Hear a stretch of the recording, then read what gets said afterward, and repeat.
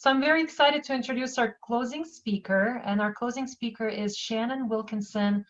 She is the CEO and the co-founder of Tego Cyber Incorporated, a cybersecurity threat intelligence company. Shannon spent 12 years overseas working for the United Nations, building mission-critical software platforms. She's also the recipient of the Las Vegas Women in Technology Award for Cybersecurity for 2 years in a row. And she is also the author of a book, Ripping Off the Hoodie, Encouraging the Next Generation of STEM Girls. We are so excited to have you. Welcome, Shannon. Thank you, Ms. Egbert. So I guess I'll start a little bit like Sunny did and talk about how I got into technology and my path. So kind of like her, my path into technology was not a straight line. I never would have imagined that I would have been in technology if you would have asked me what I was going to be when I grew up. So I always thought I wanted to be an FBI agent. I applied for an ROTC scholarship when I was in high school, and I had a scholarship, but I blew out my knee and had to have surgery, and as a result have 2 metal screws in my knee. So I ended up actually losing my scholarship about 6 months before I was supposed to enter into university. Still wanting to be an FBI agent, I decided I was going to do criminal justice when I went down to the university in Las Vegas, Nevada, where I live today. But I quickly realized that I didn't like the criminal justice program. I was doing terrible in classes. And so I kind of had a little bit of an epiphany and what I call my aha moment, where I realized I had always, since a kid, worked on computers and I love technology. And I actually worked in the computer lab at the university as a tech support person. So kind of as I'm sitting in my job as tech support for computers, I kind of went, well, maybe I can have a career in technology as well. So I went in and I started with a computer science program. And somebody touched on it earlier. What if you're not good at certain subjects? Well, I'm terrible at mathematics. My husband actually figured out one of the reasons why I have struggled so much with math is because I have a tendency to flip numbers. So when he was asking me for friends' telephone numbers, I kept giving him the wrong telephone number because I was switching a couple of the numbers around. So he kept talking to a stranger and he's like, what is going on? So I have struggled with mathematics since I was in about 3rd grade.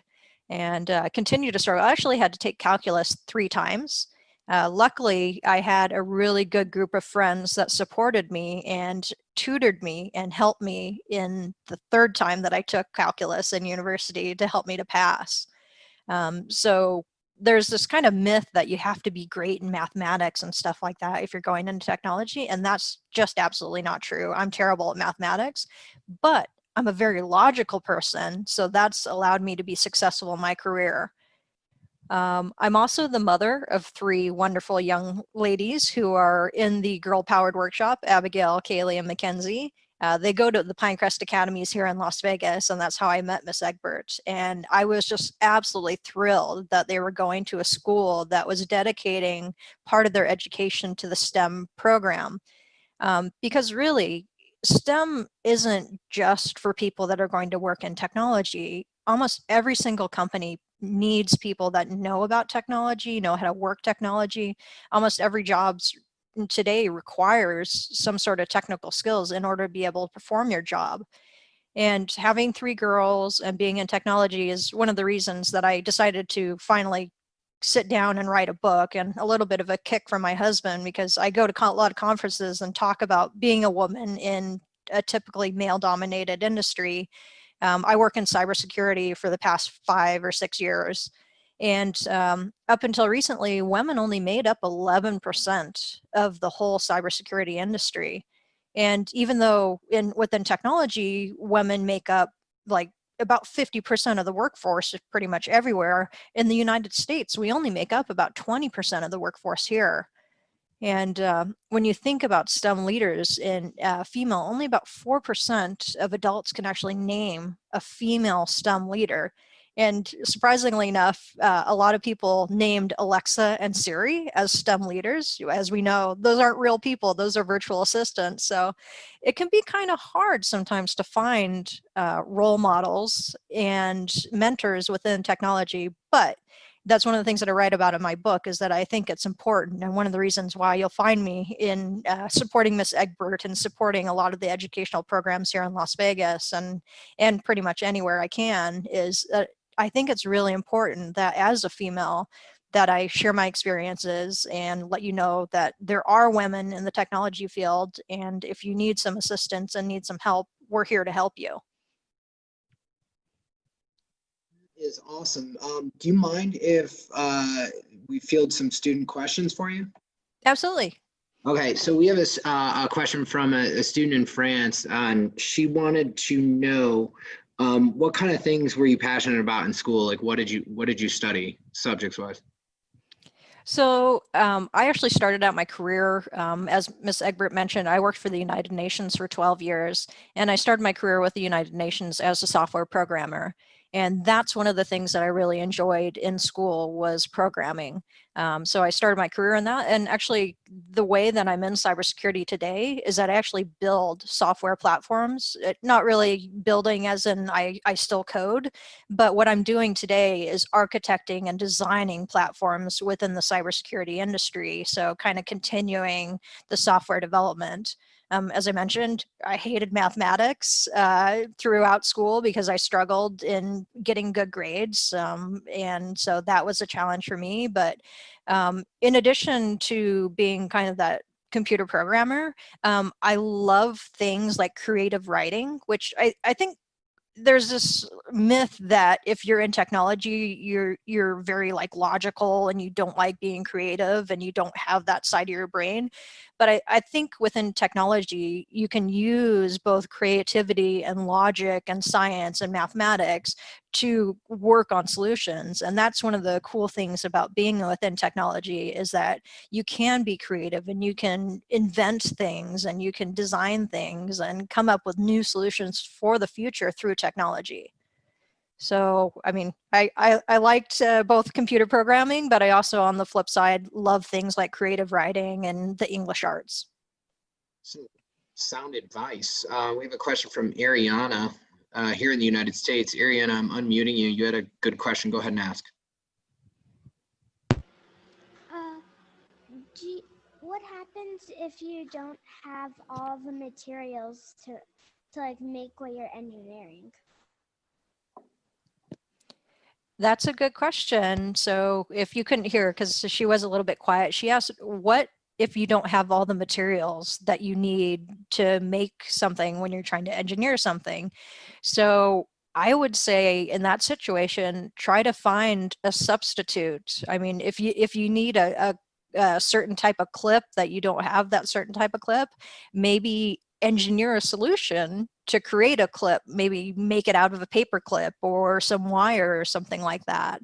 So you can use, if you don't have all the materials that you need, you can make your own materials and be creative in creating that new solution, and it's basically using your problem solving skills to find a substitute for, let's say, something that you need.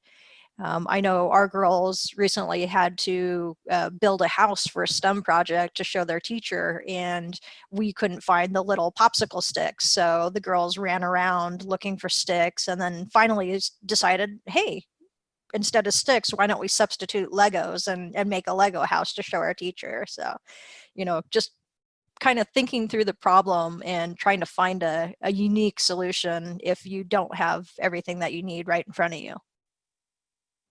A good question from Sarah.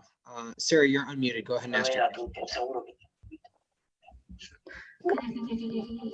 Okay, well, Sarah wanted to know, she might be having audio issues. She wanted to know what was the most exciting part about your job when you were working with the United Nations? Okay, so it was a fantastic opportunity working for the United Nations. I actually was fortunate to get the position right when I graduated university. So it was a great opportunity for somebody who had just recently graduated. I worked for the Department of Peacekeeping Operations, which meant I went overseas to one of the UN's peacekeeping missions. I didn't work for the UN and its headquarters in New York.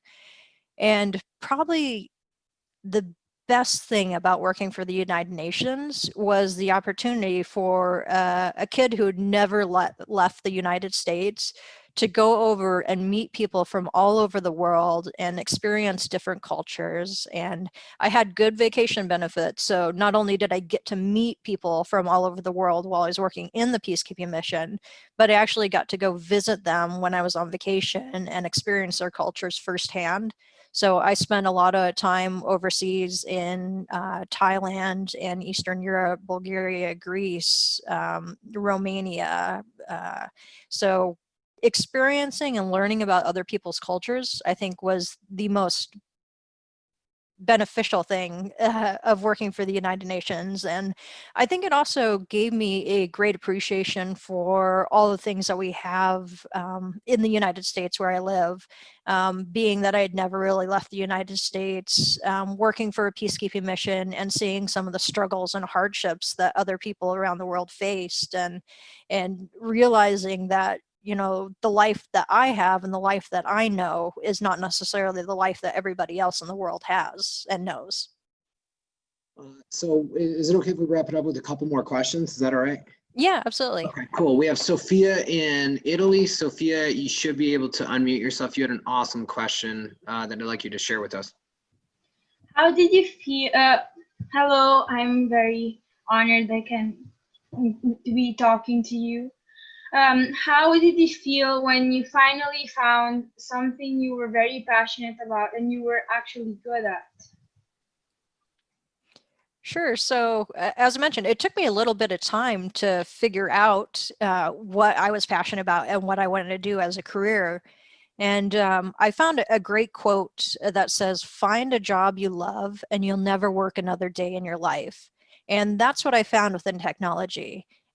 You know, I struggled in the beginning. I thought I knew what I wanted to do. I wanted to be the FBI agent and, you know, go and bust up criminals and things like that. But I found I didn't enjoy it. And then just looking at my hobbies, the things that I did in my time off away from my studies, you know, always working with computers and doing technical support and having enough skills to actually get a job in the computer labs at the university. You know, I think for anybody who's trying to figure out what they're going to study when they're going into the university, or even if you're looking at what are you going to do for electives when you're in high school and middle school, you know, looking at the things that you enjoy and you find happiness in and seeing where that might take you as far as an educational path or a career, I think that's advice that I would give everybody is try to find something that you love and enjoy and see where that might be, take you as a career path. You know, if I know parents always kind of want to kick me when I say that, but if you love playing video games, you can be a professional video game player. We love Fortnite here in our house, and so our girls are looking at becoming live streamers because that's actually a way to make money these days, is live streaming video games and making money through people who just love playing video games and do that for a professional job. For me, I love creating things and I love finding unique solutions through technology. So, you know, being a programmer or architecting new solutions for, you know, the newest problems of today. You know, I've found my passion in technology, and I'm not one of those people that dreads going to work every day and, you know, is, oh my gosh, it's 9 o'clock, I need to go to work. I love my job, so I don't view it as work. Great, nice. And here's the final student question. This is Andrea in Mexico. Andrea, you had a great question. Thank you. Hi. Do you have any advice to find the courage to always be yourself and work for your own success? Yeah, absolutely. And I actually do write about this in my book, because I think sometimes as girls, we are told that it's not okay to be a girl, that you know, if we're a girl, we should, like, you know, pink and princesses and be into social media and be taking selfies and those kind of things. And, you know, boys, we tell them, you know, hey, be astronauts, be adventurers, be you know, archaeologists and those kind of things. So sometimes as a society, we push girls away from, you know, adventure and technology, and, you know, tell you, oh, you should be pretty and, you know, just do girl things, which has kind of led to a decrease in self-confidence for girls in technology and a lack of girls within technology. But I think my advice would be is, no, it's okay to be a girl within technology. If you want to program and wear pink and purple, or if you want to be a scientist and, you know, wear lipstick with your lab coat, that's okay. It's okay to be a girl and be interested in technology. You just have to have confidence. And I think they mentioned it in the opening video, is be brave.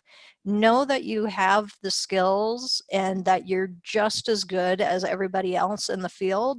You deserve a place at the table because you know what you're doing and you have the creativity and you have the solutions. And it doesn't matter, like Sunny says, like, as an astronaut, the space shuttle doesn't know if you're a girl or a boy. A computer program doesn't know if you're a girl or a boy. It's just you and your skills and the confidence that you have in yourself that will result in your success.